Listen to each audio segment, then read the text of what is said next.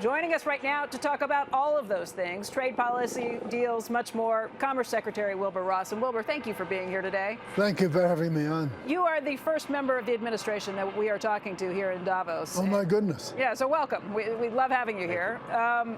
Trade is a huge issue, and we saw the tariffs that came down on solar panels and on washing machines earlier this week, and it has all of us wondering, is this a precursor of things to come? Are there going to be additional tariffs that come on steel and aluminum and more?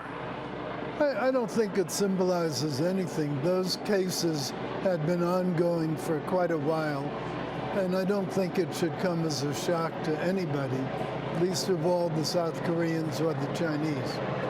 Maybe not come as a shock, but we know that there have been a lot of other actions, including those on steel and aluminum. And I know that the Commerce Department has given their recommendations to the White House earlier this month on both of those issues. What do you expect to happen? The president has 90 days to decide.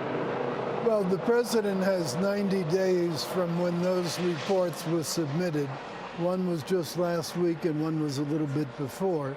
So that's the time period by statute. Whether he'll take that long is really a question of what else he is working on at the time. You are somebody, though, who has had a much tougher stance on trade than what we've seen from previous administrations and certainly from another faction in the White House that seems to be more about open borders. You're somebody who comes at it from some experience in steel and from other areas. What would you say the official administration approach is right now when it comes to trade? Well, I think we're all in favor of open borders, but it has to be a two-way street. It can't be just a one-way street, and whoever goes on the two-way street has to go by the laws, the rules of the road. Those are the things we're objecting to, and that's why we brought 84 trade cases last year, up from 52 last year of Obama. We didn't invent new trade infractions. They were there. It's just we're now trying to deal with them. One of the huge issues, though, is NAFTA, the renegotiation. Where do things stand right now? And if you had to bet on it, would you guess that we do see NAFTA renegotiated, or do you think the United States will? Oh, I think there's a good chance of it. I think everybody would prefer to have it be a satisfactory deal for all three parties. But the president has made it clear that if it's not a deal that he likes, he won't do it. There's been a lot of speculation about what the president is going to say when he comes here and speaks on Friday. Is he going to have an America First kind of speech? Is it going to be about bringing people together? Is he going to be humiliating the crowd and saying, look what we did here, all of you globalists got it wrong? What do you know about what he's planning to say? Well, I think it will be largely consistent with positions that he's already taken, as it should be.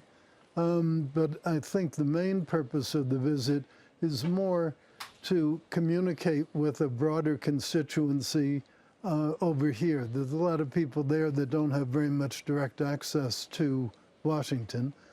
Second, there'll be undoubtedly some bilaterals at the outskirts of the session, so that's always a useful Who's he going to be seeing, do you know? Oh, come now, you have to ask his people. Well, let's ask you. What's your agenda while you're here? What are your plans? Well, I've been involved with quite a few panels already and some of the smaller meetings as well, because this is both a very formal event and a very informal event. So it's a very interesting combination of things. Well, but let's go back to NAFTA for a minute, because we've been debating whether it's a good deal for America, whether it's not. And we can certainly run through the numbers. We've talked about it in the past, about where maybe it's a little out of line for Americans. Right. You've complained about other countries that are using it as a way to get business into the United States, China in particular. Well, exactly. China and other Southeast Asian nations, think about it. The concept of a trade agreement is to protect those inside somewhat from the people outside and facilitate internal transfers among the three parties.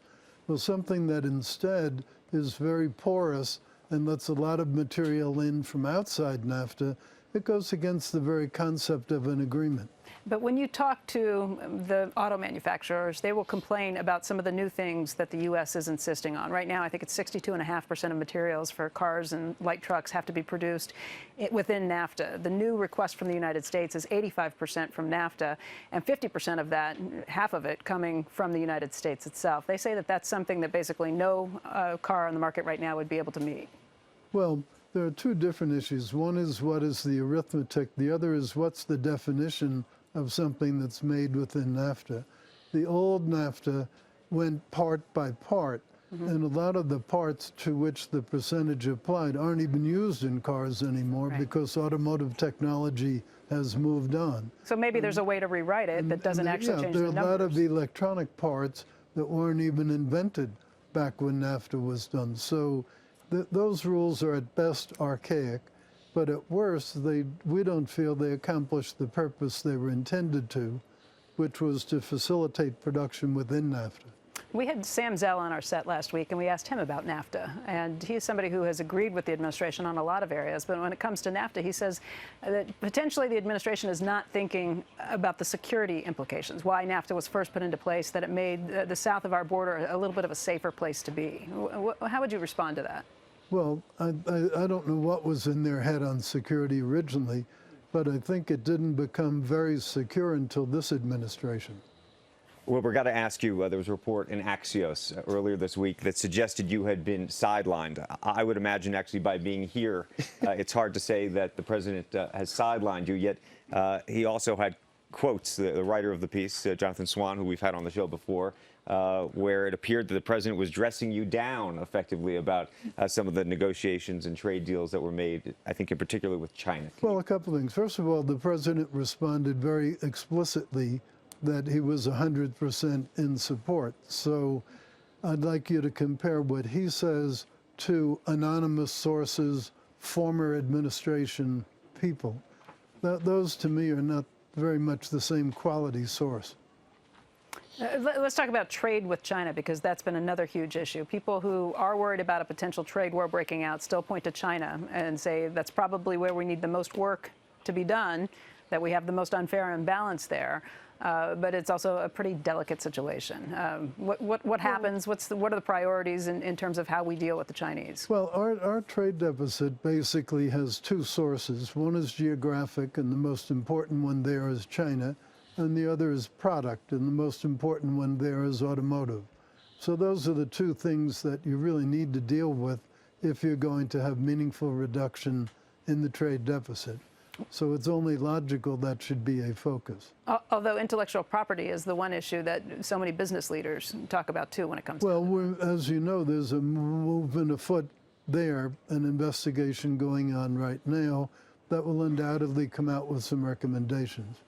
Hey, Wilbur, can I ask you a little bit about what we've heard from Treasury Secretary Mnuchin today?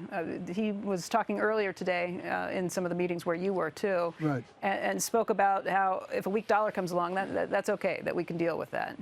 What do you think as somebody, not only a Commerce Secretary today, but a business leader and somebody who's had to deal with currency prices? Yeah, I was there with Steve when he said what he said, and I don't think that's exactly what he said. I think what he exactly said is the dollar, just like the Treasury bond market, is a huge market, a very liquid market.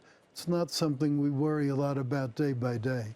I think that's really the intention that he wanted to. So he was not advocating a weaker dollar in any way, shape, or form? No, he wasn't advocating anything. He was simply saying it's not the world's biggest concern to us right now. And we've been talking not only about the weaker dollar, but also Treasury, the rates starting to rise, the yields starting to rise a little bit on that, too. When you add those two things together, what does that mean for the United States and for our markets? Well, as Steve pointed out, the Treasury market, which he was asked about specifically in the context of suppose we did get into some sort of trade fight with China and they started selling the Treasury securities, he pointed out that's a very, very huge and very, very liquid market. So again, he was simply saying that's not something that he stays up nights over. Great. Secretary Ross, want to thank you very much for your time today. Thank you. We really appreciate you being here. Good to see you. Hey there, thanks for checking out CNBC on YouTube. Be sure to subscribe to stay up to date on all of the day's biggest stories. You can also click on any of the videos around me to watch the latest from CNBC. Thanks for watching.